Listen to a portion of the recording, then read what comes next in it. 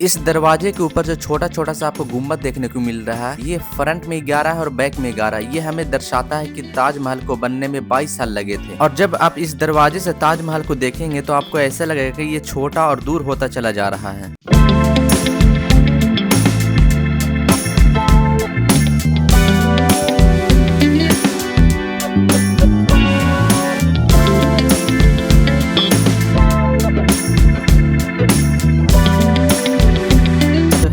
Welcome to my new blog. तो guys भी बज रहा है रात के 2 और अचानक हम लोग का प्लान बन गया आगरा जाने का। जैसा कि कल 26 जनवरी है, सारे लोग की छुट्टी थी, हम लोगों ने सब अचानक प्लान बनाया कि चलो आगरा चलते हैं। तो फाइनली ये देखो हमारे भाई लोग सब आगे बैठे हुए हैं। एक हारिस है, इधर सदाम भाई हैं और इधर ये लक्कू भाई हैं।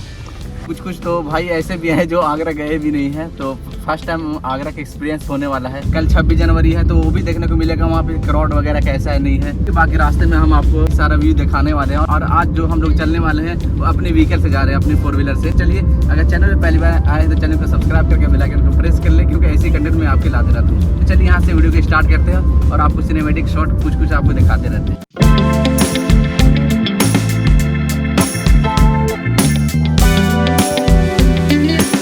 तो गाइस अभी हम लोग टोल क्रॉस करने के बाद थोड़ा सा यहाँ पे रुक गए हैं और अभी करीब हम लोग दिल्ली से 70 किलोमीटर दूरी हम लोग तय कर लिए हैं। और उसके बाद ये सामने देखो, यहाँ पे आपको टोल देखने को मिल रहा होगा।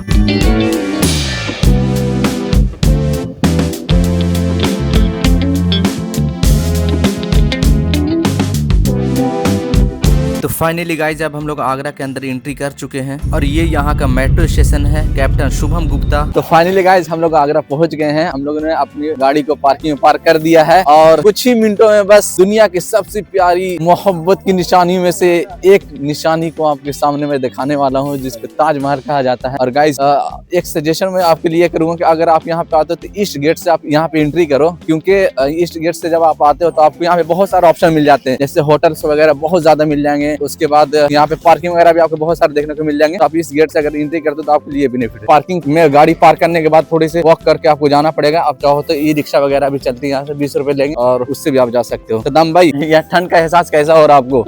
अगर आपको नहीं लग रही है तो इसका ये मतलब थोड़ी ना कि ठंड है ही नहीं है। गाइज अभी यहाँ पे टेम्परेचर है मतलब 5-6 के अराउंड है। तो गाइज अभी हम लोग बढ़ रहे हैं ताजमहल की ओर और ये वॉकिंग रास्ता आप देख सकते हो। वॉकिंग के लिए मतलब आप पैदल चल करके वहाँ तक जा सकते हो, क्योंकि अपनी व्हीकल वगैरह उसके अंदर नहीं ले जा सकते हो। अपनी व्हीकल आपको बाहर में ही पार्किंग करना पड़ेगा, बाकी आप रिक्शा वगैरह से वहाँ तक जा सकते हो। तो हम लोग चल रहे हैं और हम लोग मॉर्निंग में इसलिए जा रहे हैं कि वहाँ पे सनराइज वगैरह भी देखने को आपको मिलने वाला है। तो चलिए मैं आपको सनराइज भी चल करके आपको दिखाने वाला हूँ। और गाइज ये देखो, ये क्या लिखा हुआ है कमेंट करके जरूर बताना। ये देखो, तो गाइज ये देखो, ये सुबह के 7 बज रहे हैं और यहाँ पे सारे रेस्टोरेंट वगैरह, यहाँ पे कैफे वगैरह ओपन हो गए हैं और यहाँ से आप चाय वगैरह ले सकते हो, पानी कोल्ड ड्रिंक वगैरह जो भी है आप यहाँ से ले सकते हो। और साथ में ये यहाँ का ये देखो, ये ताजमहल पूरी प्रवेश द्वार में आपका स्वागत है। तो गाइज इसका जो टिकट प्राइस है वो पर पर्सन 50 रुपए का होने वाला है। और अगर आप ताजमहल के अंदर रूम देखना चाहते हो तो आपको उसके लिए आपको 200 रुपए पर पर्सन लगने वाला है। चलिए यहाँ से एंट्री हम लोग करते हैं। तो गाइज ये सुबह के 7 बज रहा हो, देखो अभी से इतनी भीड़ हो गई, देख रहे हो इतनी लंबी लाइन। और गाइज अगर आपको यहाँ पे सेल्फी वगैरह वीडियोज वगैरह के लिए अगर आपको आना है तो आप शाम में या फिर मॉर्निंग, 2 टाइम आपके लिए परफेक्ट होने वाला है। और उस टाइम पे अगर आप आते हो तो आपके फोटोज वगैरह वीडियोज वगैरह एकदम परफेक्ट बनने वाला है।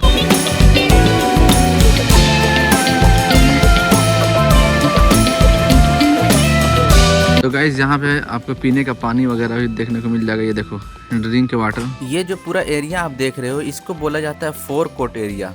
4 कोर्ट एरिया इसको इसलिए बोला जाता है कि यहाँ पे 4 गार्डन है और 4 गेट हैं। इसके बाद ये जो गेट आप देख रहे हो सामने में, इसको बोला जाता है रॉयल गेट, मतलब welcome gate, main entrance gate यही है। जब आप 4 गेट से अंदर एंट्री करते हो उसके बाद ताजमहल के लिए आपको इसी गेट से अंदर एंट्री करके जाना होगा, जिससे हम लोग अभी आगे की ओर अंदर चलने वाले हैं। और इस गेट पे कुरान की आयत लिखी हुई है जो सूरह फजर की है। तो ये है दुनिया के 7 अजूबों में से एक अजूबा, आगरा का ताजमहल। गाइस ये जितना फोटो में दिखता है खूबसूरत, उससे ज्यादा ये रियल में खूबसूरत है।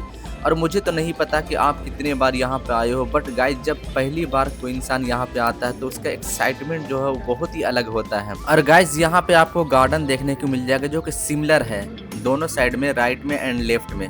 और यहाँ पे फाउंटेन देखने को मिल जाएगा। उसके बाद यहाँ पे रेड बलुआ पत्थर भी आपको देखने को मिल जाएगा, जो कि फतेहपुर सीकरी से मंगवाया गया था। इसके बाद मैं एक छोटी सी जानकारी आपको दे देता हूँ कि ताजमहल के अंदर 16 गार्डन और 53 फाउंटेन है। इससे यह दर्शाता है कि ताजमहल 1653 में बन करके रेडी हो गया था।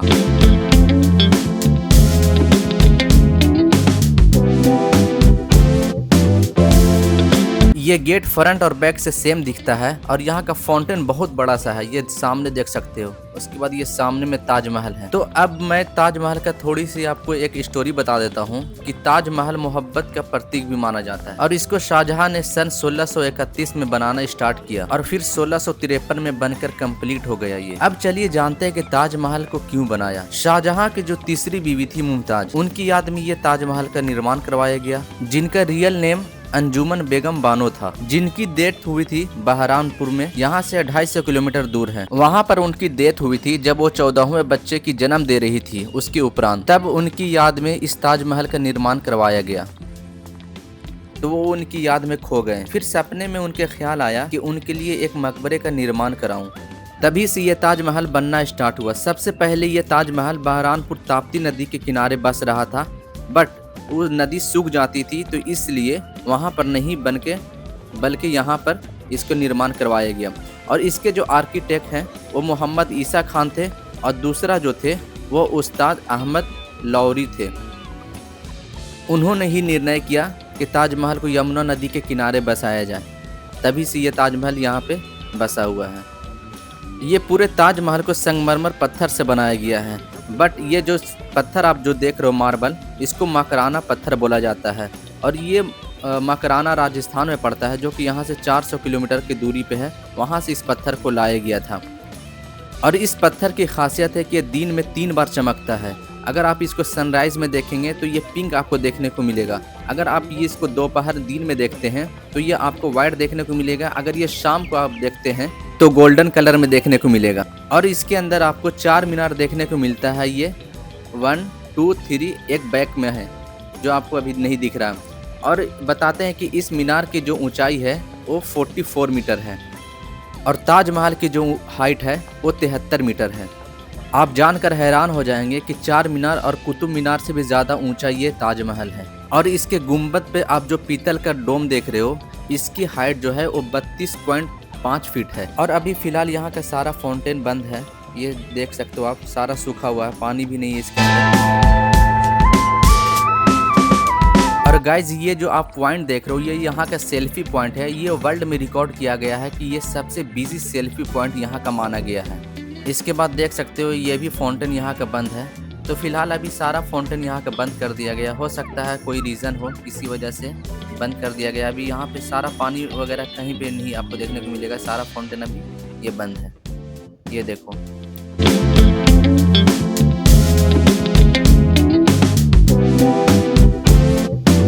इसके बाद ये सामने में देख सकते हैं, ये है शाही मस्जिद और इसी के बगल में है ये ताजमहल। तो ताजमहल के लेफ्ट में ही आपको ये शाही मस्जिद मिल जाएगी। और यहाँ पर बताया जाता है कि 12 बजे से लेकर के 2 बजे के बीच यहाँ पे जुम्मे के लिए ओपन की जाती है ये मस्जिद। और यहाँ के जो मुसलमान भाई हैं वो यहाँ नमाज के लिए आते हैं। मतलब हफ्ते में सिर्फ एक दिन के लिए ये मस्जिद ओपन की जाती है, वो भी जुम्मे के लिए। तो इसका जो टाइमिंग है वो 12 बजे से लेकर 2 बजे तक ये ओपन की जाती है और यहाँ पे नमाज होती है। और उसके बाद यहाँ से ही आप इसके ऊपर जा सकते हैं। अगर ताजमहल के ऊपर अगर आप जाना चाहते हैं, जहाँ टॉम है मुमताज़ और शाहजहाँ की, तो उसके लिए भी इसी से रास्ता बनाया गया है। और इसके अंदर आप देख सकते हैं कितना ज़्यादा स्पेस है और बहुत ही मतलब बड़ी जगह है। ये शाही मस्जिद ये देख सकते हैं आप, ये है। और ये सारे रेड बलुए पत्थर से इसको बनाया गया है और सामने में ये ताजमहल है। और गाइज एक चीज़ ये है कि इस ताजमहल को जब आप चारों साइड से देखेंगे तो सेम आपको देखने को मिलेगा। इससे राइट में, लेफ्ट में, बैक और फ्रंट, चारों साइड से इसका जो आर्किटेक्चर वो सेम बनाया गया है। ये जो एरिया आप देख रहे हो इसको बोला जाता है महताब बाग। और यहाँ पे ही शाहजहाँ ब्लैक ताजमहल बनवा रहे थे, बट अधूरा रह गया। अधूरा इसलिए रह गया क्योंकि 1658 में औरंगजेब ने सत्ता अपने पास हासिल कर ली, जो उसका बेटा था शाहजहाँ का औरंगजेब। उसने सत्ता अपने पास हासिल कर ली, क्योंकि उस समय के जो ताजमहल का जो लागत लगा था बनने में वो 3.8 करोड़ का खर्च आया था उस समय। अगर औरंगजेब उस समय ब्लैक ताजमहल बनवाते तो इसका 5 गुना खर्चा ज़्यादा आता। तो औरंगजेब सोचे कि अगर ब्लैक ताजमहल बनता है तो मेरे हाथ में कुछ नहीं रहेगा, मेरे हाथ से सब खाली हो जाएगा। तो इसी वजह से औरंगजेब ने शाहजहां को लाल किले में कैद कर दिया था। तो वहीं पर एक छोटा सा नजराना था, तो वहीं से देखते थे और वो नजराना जादुई नजराना होता था, जिससे कि ताजमहल पास नज़र आते थे उस नजराने से। और गाइज आपकी जानकारी के लिए मैं बता दूं कि इसका जो बेसमेंट है ना, इसके जो ताजमहल का जो आर्किटेक्चर है नीचे में, वो पूरा लकड़ियों पे बनाया गया है। मतलब कि जब ताजमहल जब बनाया जा रहा था उससे पहले यहाँ पे 144 कुएँ खोदे गए थे और जो साउथ से लकड़ियाँ ला करके इसके अंदर डाली गई थी। और उस लकड़ियों की खासियत ये थी कि जितना वो पानी के अंदर रहेगी वो उतना ज़्यादा लकड़ी मजबूत रहेगी। अब जानते हैं कि इसके अंदर कौन सी लकड़ी थी। तो बताया जाता है कि शीशम को जो लकड़ी है वो थी और सागौन की जो लकड़ी थी वो इस्तेमाल हुआ इसके अंदर। और बताया जाता है कि ये दोनों जो लकड़ियाँ थी ये पानी में सड़ती नहीं है बल्कि सालों साल और मजबूत होती जाती हैं। अब जानते हैं कि लकड़ी लाई कहाँ से गई थी। तो कुछ इतिहासकारों ने बताया कि ये लकड़ी जो मध्य भारत और दक्षिण भारत के जंगलों से लाई गई थी, और कुछ तो बताते हैं कि बुंदेलखंड और मालवा क्षेत्र का भी जिक्र करते हैं। और गाइज आपको मैं बता दूं कि ये जो ताजमहल है यमुना नदी के किनारे में है। तो जैसे लकड़ी खंभे हमेशा पानी में डूबे रहते हैं, जब लकड़ी लगातार पानी में डूबी रहती है और हवा नहीं लगती है तो वो लकड़ी सदियों तक ख़राब नहीं होती है। जैसे आप कभी देखते होंगे जैसे लकड़ियों का पुराना पुल और नाव वगैरह जो पानी में हमेशा रहती है वो ख़राब नहीं होती है। अब एक सवाल आ रहा होगा दिमाग में कि कब तक सही रहेगी। तो गाइस मैं आपको बता दूं कि जब तक यमुना के पानी भरा रहेगा, हमेशा रहेगा, लकड़ी सुरक्षित रहेगी। अगर लकड़ी सूखने लगी तो ख़राब होने का खतरा आ सकता है। इसी वजह से आजकल आप देखते होंगे कि यमुना के जलस्तर को लेकर के चिंता लगा हुआ रहता है। और गाइज ये जो पत्थर आप देख रहे हो ये संगमरमर, ये जो मकराना पत्थर है ये गाइज ये राजस्थान से लाया गया था, जैसे कि मैंने आपको बताया था। और इसका ठंडापन रहने का एक कारण ये है कि ये गर्मी धीरे धीरे सोखता है और जल्दी छोड़ देता है, इसलिए धूप में ये ज़्यादा गर्म नहीं होता है। ताजमहल की ऊंची गुंबद, खुले बरामदे, चारों तरफ हवा का रास्ता, हवा लगातार घूमते रहती है जिससे अंदर ठंडक पहुंचती रहती है। इसी वजह से ये पत्थर गर्म नहीं होती है। ताजमहल के पास यमुना नदी बहती है, नदी से आने वाले नमी और ठंड हवा पत्थर को ठंडा रखने में मदद करती है। और गाइज आपको मैं बता दूं कि इसकी जो दीवारें हैं वो बहुत मोटी है। मोटी दीवारों की वजह से ये गर्मी अंदर आने में इसको समय लगती है। और गाइज मैं आपको बता दूं कि जो मुग़ल काल के जो इंजीनियरिंग जो थे उनको ज़्यादा समझ थी, नेचुरल कूलिंग सिस्टम की गहरी समझ थी। बिना पंखे और एसी के ठंडा माहौल कैसे किया जाता है उनको सारा नॉलेज था। इसी वजह से चाहे जितनी भी गर्मी हो ताजमहल का संगमरमर जो है अंदर से ठंडा महसूस होता है हमेशा। और गाइज ऐसा बताया जाता है कि इसके जो 4 मीनार है चारों झुकी हुई है। तो क्या आपने कभी नोटिस किया है इस चीज़ को? ऐसे देखने में तो सीधी लगती है बट बताया जाता है कि ये मीनार जो है वो टेढ़ी है, थोड़ी झुकी हुई है चारों। अगर आपने कभी नोटिस किया है तो कमेंट करके ज़रूर बताना। तो चलिए गाइस इस वीडियो को यहाँ पे हम एंड कर रहे हैं। आई होप कि वीडियो आपको पसंद आई होगी। वीडियो पसंद आई है तो वीडियो को ज़्यादा से ज़्यादा शेयर करें। चैनल पे पहली बार आए हैं तो चैनल को सब्सक्राइब करके बेल आइकन को प्रेस कर ले, क्योंकि ऐसे ही कंटेंट मैं आपके लिए लाते रहता हूँ। और गाइज़ मैंने आगरा फोर्ट का भी वीडियो डाल दिया है, अगर आपने अभी तक नहीं देखा है तो वो भी आप जाकर के मेरे चैनल पर देख सकते हैं। तब तक के लिए टेक केयर, बाय बाय।